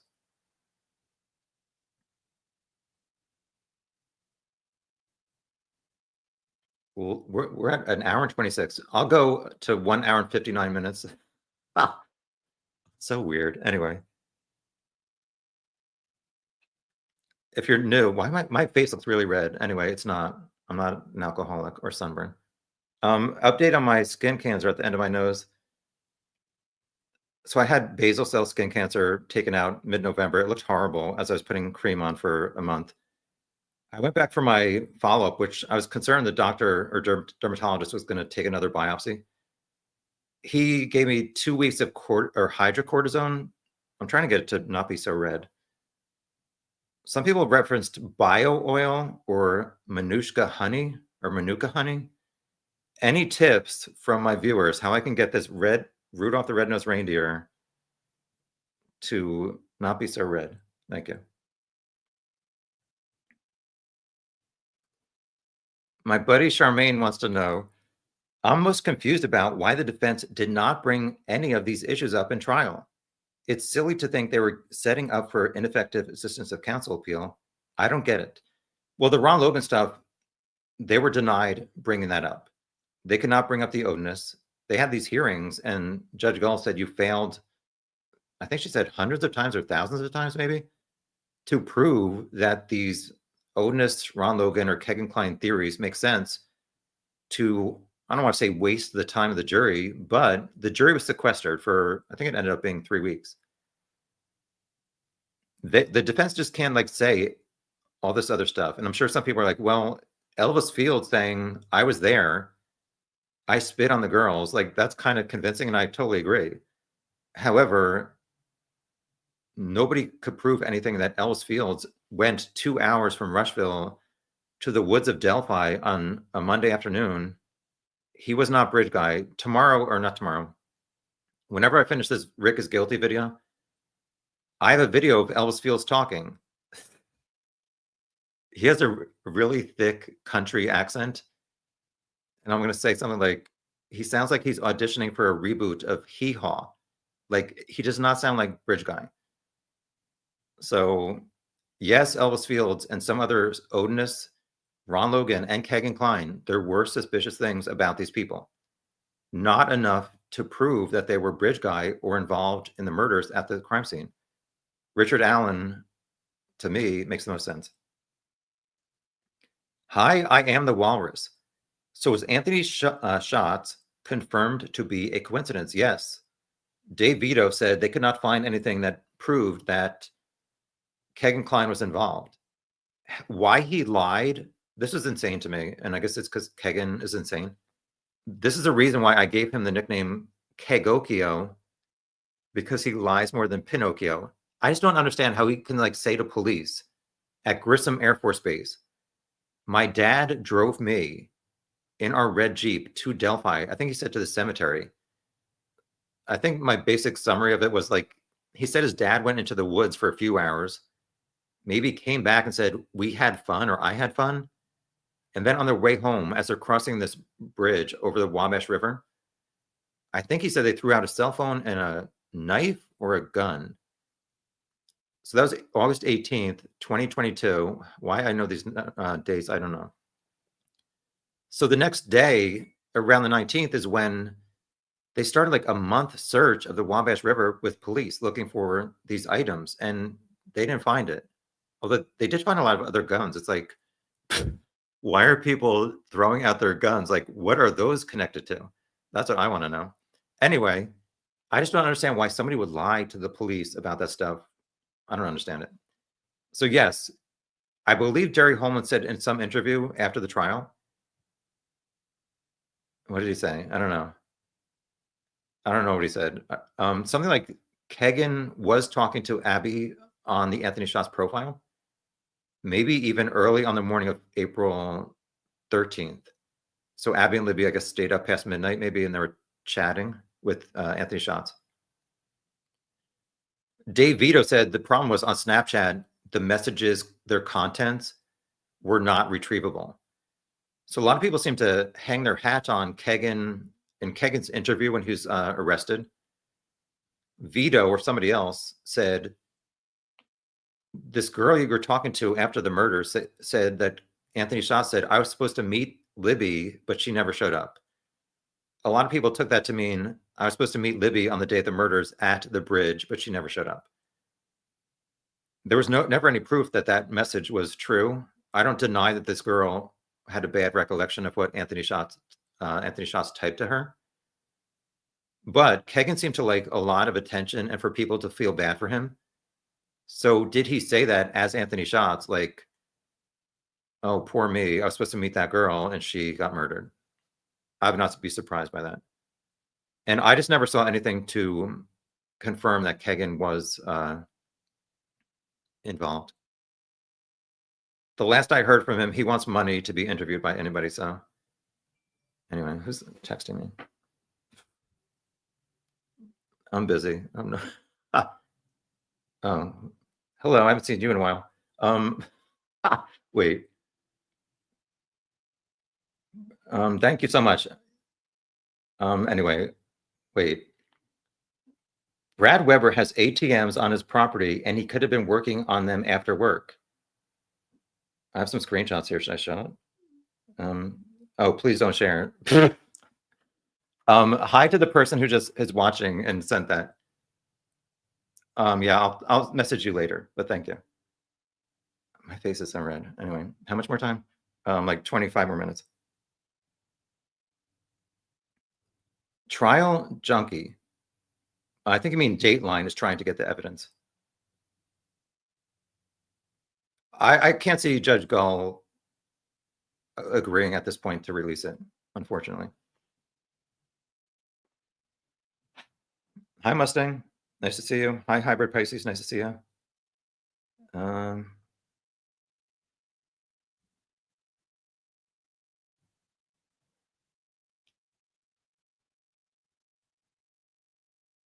Yeah, at some point I said I was going to do a video that's a 7-year summary of the entire case for people who don't know about it, and also do a summary of all of the testimony from the trial, since it's not, the transcript has not been released. That script is like over 200 pages long in Word, and honestly, I'm just like too busy to do it. These videos are so time consuming, so sorry if you're waiting for that. I'm not sure if it's ever coming. It might be 4 or 5 months away. If the transcripts from the trial get released, I'm obviously not going to do it. But I know a lot of you guys want to know what was said at the trial. And maybe if Judge Gull denies it after people tries it, I'll try and focus more on summarizing the testimony for people who were not watching the daily recaps at the trial. Hi, IG. Ron Logan's alleged confession via Richie Davis, or Ricky, not important, said he removed the battery from Libby's phone and then put it back in later in the night.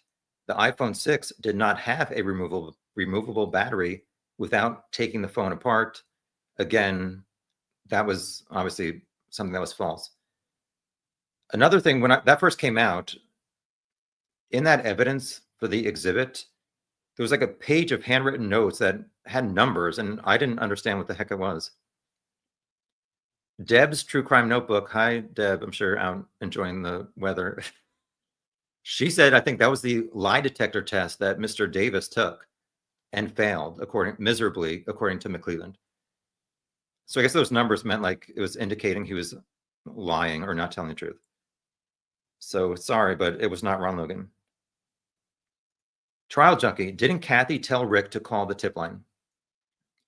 From my recollection of the October 13th interview, I think Mullen said, like, what caused you to come forward? And Rick said, my wife told me what happened to the girls and that maybe that they were looking for people to come forward or that he should say that he was at the trails. Which I want to know, like, did Rick even tell his wife, like, were they texting earlier in the day, like saying, I'm going to the trail later today? Or did he tell her later? Hopefully I have another thought coming to my mind that I'll remember in 30 seconds. But Rick said, I went to the sheriff's station and told them I was there. They took my information. There's some kind of back and forth, I think, between Rosie and Doolin, where there's reference that it was an email tip or whether Rick called. But I think Doolin said something like the email may have been that the first either call or Rick walking into the station, that was then emailed to somebody else. From what I recall, Rick said he walked into the sheriff's station or went to the sheriff's station, which is only one block from his work at CVS. I did remember what I was going to say. What was it? Uh-oh. I just lost it. I lost my mind a long time ago. What was it? Oh, yeah.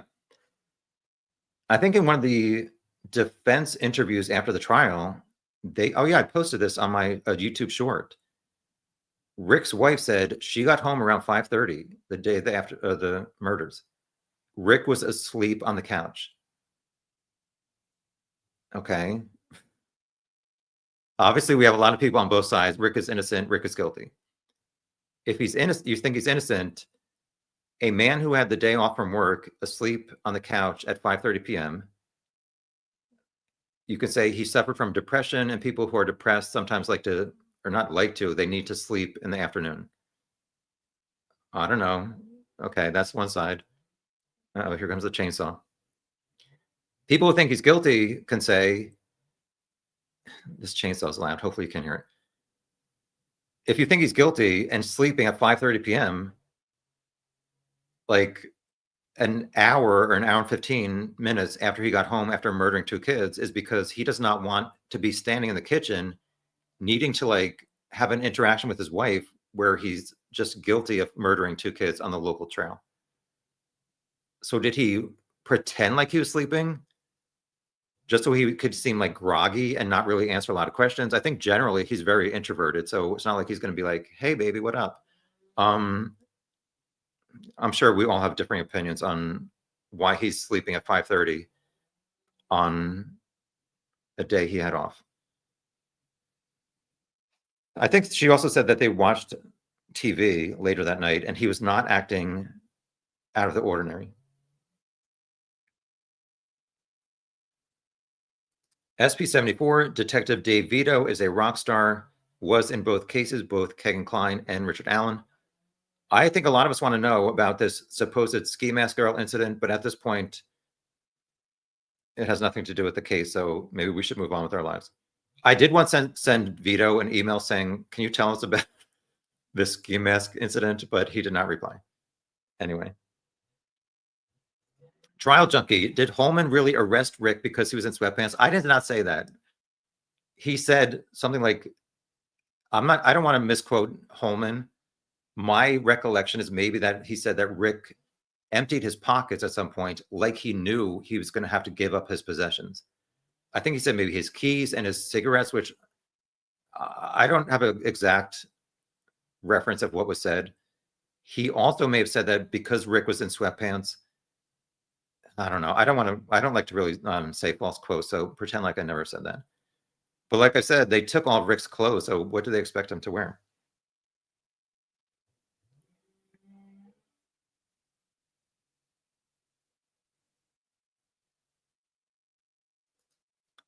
Courtney, if Rick went to the police and did not tell Kathy he was on the bridge, that's sketchy. Yes, I agree. If he said, I was just on the trails and I was on a bench and never said I was on platform 1, that's sketchy. And it's a lie to his wife. However, when he said, I told you I was on the first trestle during October 26th interview, from my recollection, she did not say, no, you did not.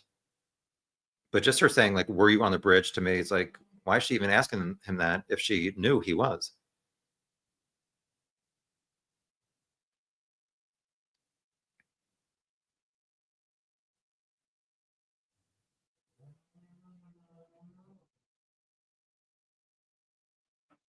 Yes, Sienna, I agree. One of my problems with the Otis theory is that nobody reported seeing a group of men on the trail. And it seems like at the summer 2024 hearing, Click said his theory was that Abby and Libby passed the Odinist in the woods, laughed at them, and the Odinist killed them because Abby and Libby were laughing at them. That makes no sense to me. And like I said before, nobody saw a group of people, and in Libby's video, there's only one person. So where are these Odinists? Which of these 6 Odinists that were in the Franks memo, which of them were there? Hello?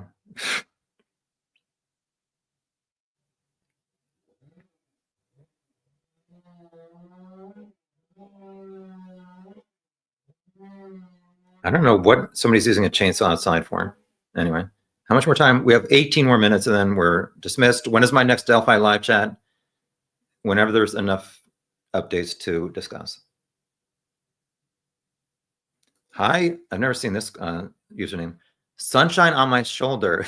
Oh my gosh, my improvisation is, I have dandruff on my shoulder. Anyway, Odinist theory was grasping at straws. Again, it was based on law enforcement and not the defense. That's it. Purple Amaryllis, nice to see you. I want to see the videos and hear the call so bad. You might have to wait a few years.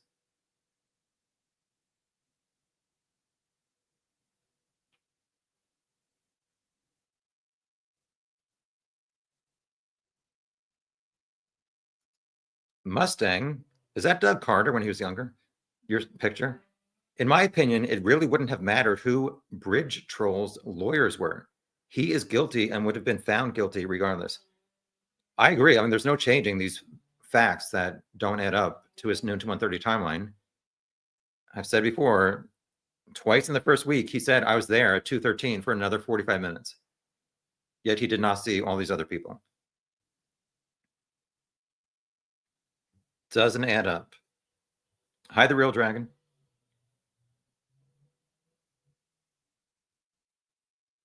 Patricia, hello. Just what I was thinking. Rick admitted to being there at that time. At the time, yes. Until 5 years later, he's like, no. Many witnesses saw Bridge Guy on the trail, but none say they saw Rick. Therefore, Bridge Guy must be Richard Allen. Yeah, Rick at some point said something like, not a lot of people saw me unless they were behind me. Okay. One of the most, from the trial, when Rick was interviewed October 13th, there's this whole debate that a lot of us do is Rick said he saw 3 girls, 4 girls passed Bridge Guy at 1:30 or soon after. And people are like, well, Rick saw 3 girls at noon, which to me, it seems like law enforcement never knew of 3 girls around noon who passed anybody who had matched Rick or Bridge Guy. So they thought that was a lie by Rick. Rick said October 13th, the girls I passed, what do you say? One was taller. It seemed like they were sisters, and one was like in charge and babysitting. Well, come to find out, 3 out of the 4 girls were sisters or half sisters. He said one had brown or black hair. At least one had brown or black hair. To me, just him saying they look like sisters, the girls he passed in the same spot that Bridge Guy passed girls, wearing essentially kind of what Rick said he might have been wearing, does not add up to innocence to me.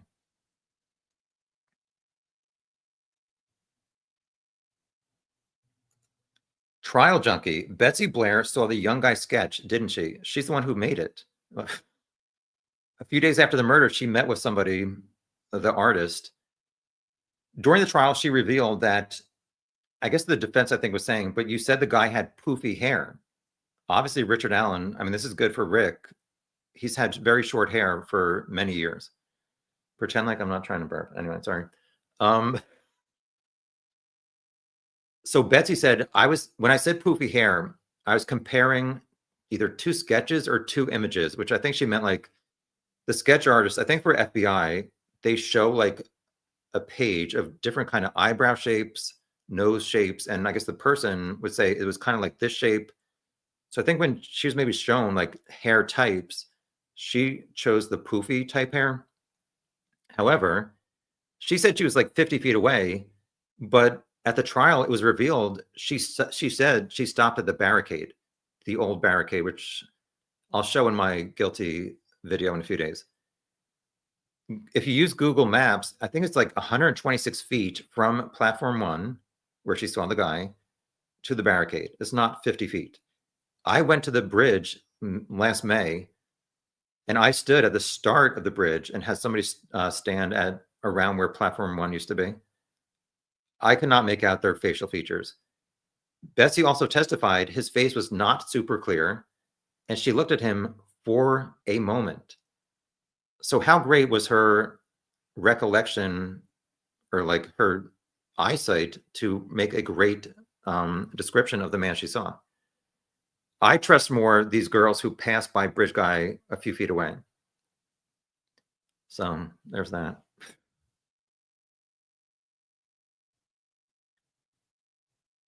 Miranda and CJK love sports. All right, enjoy the Super Bowl.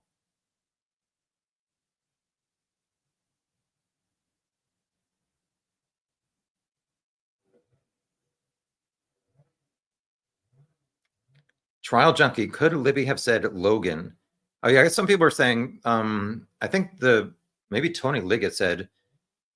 Yeah, I think Tony Liggett said during the trial that Libby said that be a gun, and some people are saying, did she say Ron Logan? I would go more with the gun reference than Ron Logan. That's just that.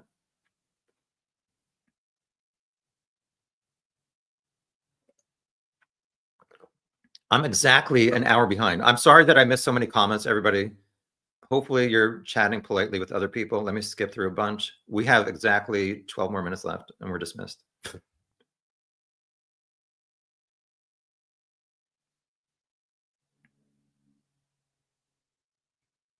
Hi, Bamison. Skipping around. Just looking for some comments we did not, or topics we did not discuss. YouTube bad actors, don't you agree that for Richard to overcome the confessions that he needed to testify, I think for him to overcome the timeline, he needed to testify. We've debated this many times in my live chats.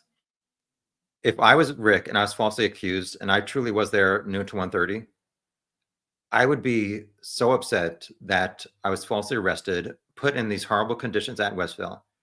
I absolutely would testify. You know, I'd have spreadsheets that I was like making in my cell. Rick is bored as fuck in his cell. I'm sorry, I try not to curse.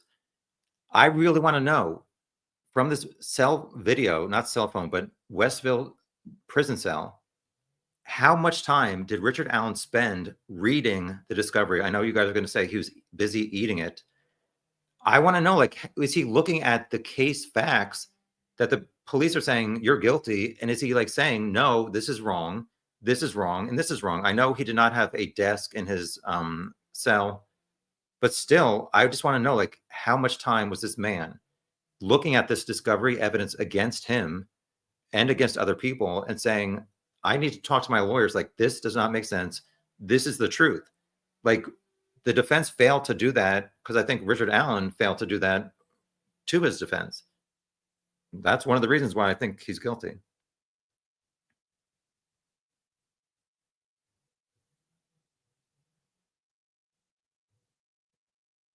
Anyway. Hi, Bernie. Nice to see you.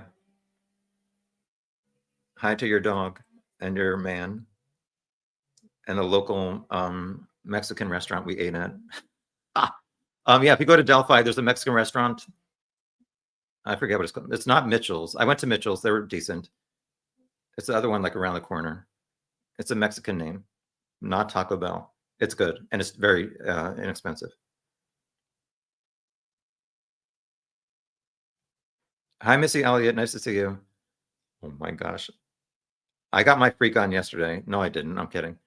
Get Your Freak On is a Missy Elliott song. Some people are not familiar with her. Ah, Trial Junkie. I do highlight comments that I don't agree with, so don't say I'm biased. We have 9 more minutes. I've heard that Dr. Walla told Rick about the white van, and some say that have known about a white van from the beginning. I said before, like an hour ago, please show me these references to a white van long ago, years ago. I want to see something that said there was a white van or a van on Brad Weber's private driveway. If it's about a white van parked at CPS in town, I'm not interested in hearing about it. Because I don't think that matches up to Rick saying I was south of whatever it is. Like I was, whatever, you know what I mean? I was in view of the private drive to even see that the type of vehicle was van. He previously described cars as sedan, SUV. A van is like very rare compared to an SUV or sedan. So why did he use that word?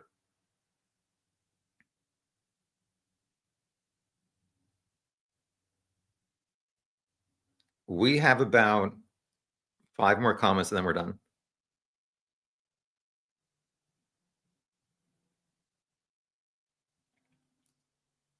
Thank you again, Curious Contrarian, Major Tom.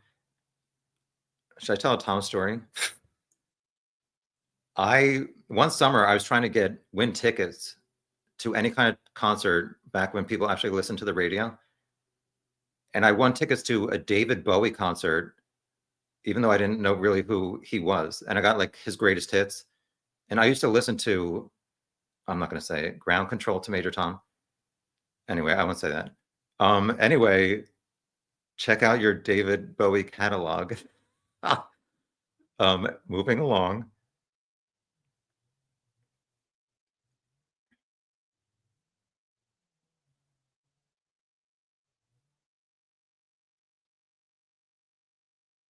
Hi, Mallory. He had phones from the 90s, but the 2017 phone was the only one missing. What a coincidence. Yes, I'd like to know more information when he traded it in, what he, his wife, and the defense did to find this phone to prove that he's innocent with a data extraction. Trial Junkie, is the unspent bullet in evidence? Yes, it was presented at the trial. So if it gets released, you will be able to make your own conclusions. Like I said, I would not have included it in my guilty verdict. We have 4 more comments. Hi, Jane. Nice to see you. Legally, one can only be in solitary confinement for 72 hours if one has serious mental illness. Rick, after confinement for 13 months, qualifies as he ate his feces and more.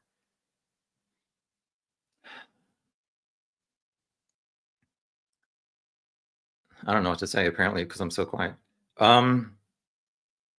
Yes, there are certain rules, and I guess people reference, like, I think the United Nations says something about a certain time limit.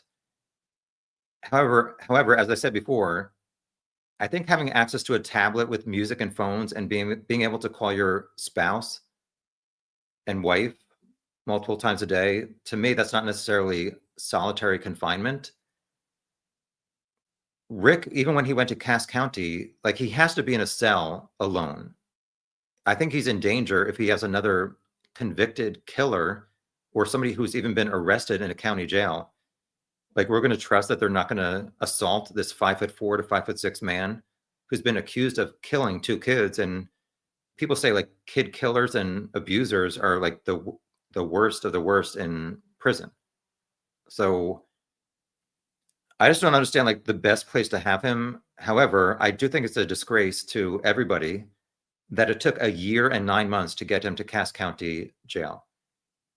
Why did that not happen a lot quicker if it was sufficient to keep him there? Judge Gull, I honestly kind of blame the defense. And not just them, but Richard Allen. They did not challenge the safekeeping order until early April. They were his attorneys starting mid-November. Even in the something, I guess it was that emergency motion to modify safekeeping order, they said they met with Rick March 24th, 2023. He was fine mentally. They said physically he lost weight, but they said he was fine mentally. And then like 10 days later, he totally lost it. Apparently after he got his legal paperwork. So if he was fine mentally 4 months after being in this cell alone in Westville, like, I'm not saying it's not horrible conditions, but like, why not try and get him out of those horrible conditions on December 1st instead of April 5th? So that's that. How many more comments? 3 or 4? You two bad actors. I think Rick, or Bridge Guy, whatever you want to say, I think he made them undress to discourage them from running. At least Libby, because she was a fighter. Well, it seems this was kind of revealed at the trial. Not kind of, definitely. They showed a picture of Abby's jeans found on the north side of the creek. Why they ended up there, I'm not sure. They were inside out. So, and they also had, I'm pretty sure from my recollection, they were inside out, and like the left leg, maybe towards the top above the knee, had pink underwear. Again, I'm not a great eyewitness, so I might be wrong. So they were inside out. So it seems like the killer told them both to take their pants and underwear off. But Abby's was found with her shoes on and wearing Libby's sneakers. So I'm not sure how that all played out. Don't know. Not sure. Will we ever know? I don't know. Do you really think Rick is going to maybe give an interview where he reveals all at some point? I doubt it. It seemed like he was trying to, telling so many people, I did it. I don't know.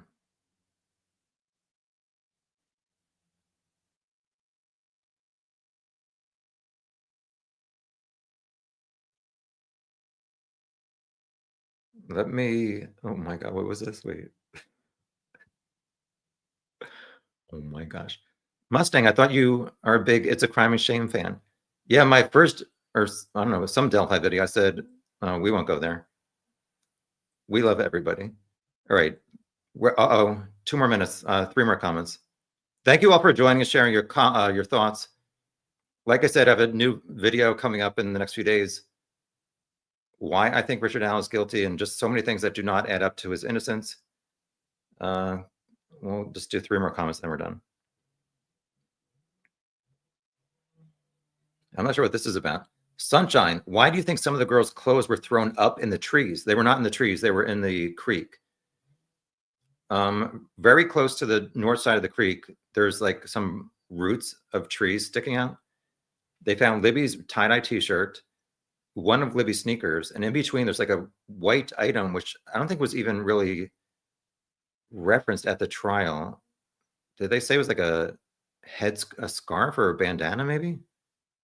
And who did that belong to? I'm not sure. Further down, there was like a pink or peach colored sock, Abby's jeans and her underwear. I believe Libby's underwear and one of her socks were missing. Whether they went down the creek too far that people never found them or whatever, not sure. Why do I think they were there? For a long time, I thought maybe the killer felt like he touched certain items. So maybe his DNA touched those items. He wanted to put them underwater and just to have like his DNA wash off and hopefully get them to like float far away. I don't understand. I guess other people think maybe they were naked on the south side of the creek, crossed, carrying their clothes, and as they walked up the embankment on the north side, they dropped them. I'm not sure.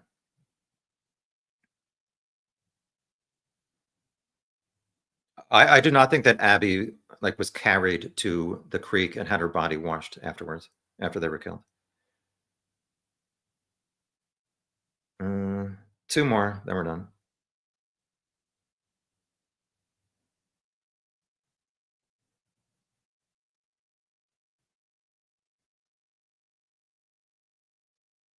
Hi, BPW, thank you. My nose is improving. Everything else is deteriorating. All right. I'll go back and read your tips on how to get my nose to not be red. Thank you for sharing. I'm in the Starbucks section. That's how far back I am. What did I say? 2 more comments. Oh, we're over 2 hours. I'm so scared. No, I'm kidding. 2 more comments. What are we going to discuss?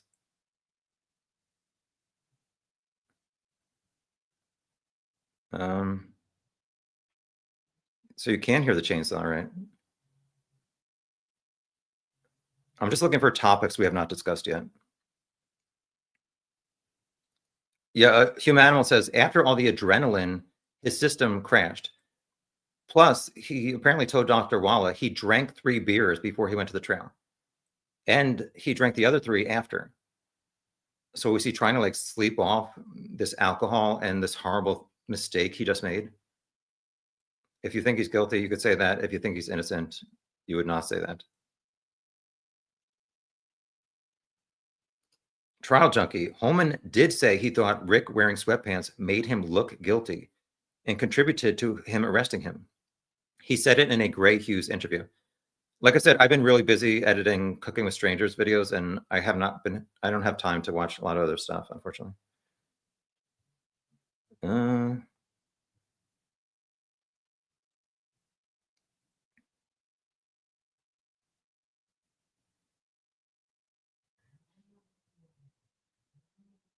However, I love how my mind works.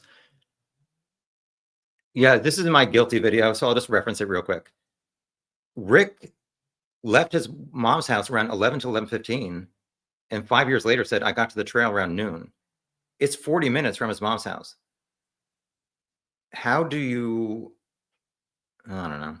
If he truly drank 3 beers, like he's not chugging them and getting there at noon. I just think the 1:30 arrival time adds up the most. I'll describe it in my video. Yes, this picture is a tribute to the iconic Doug Carter.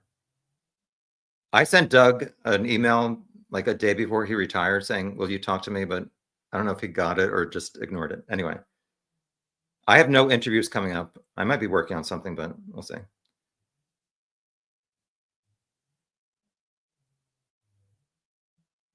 One final comment. I have to go eat my taco dip. What is the final comment?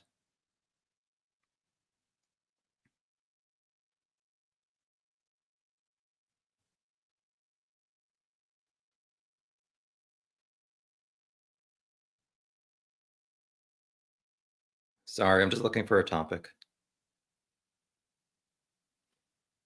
Hi, Jennifer. I guess we'll end with this.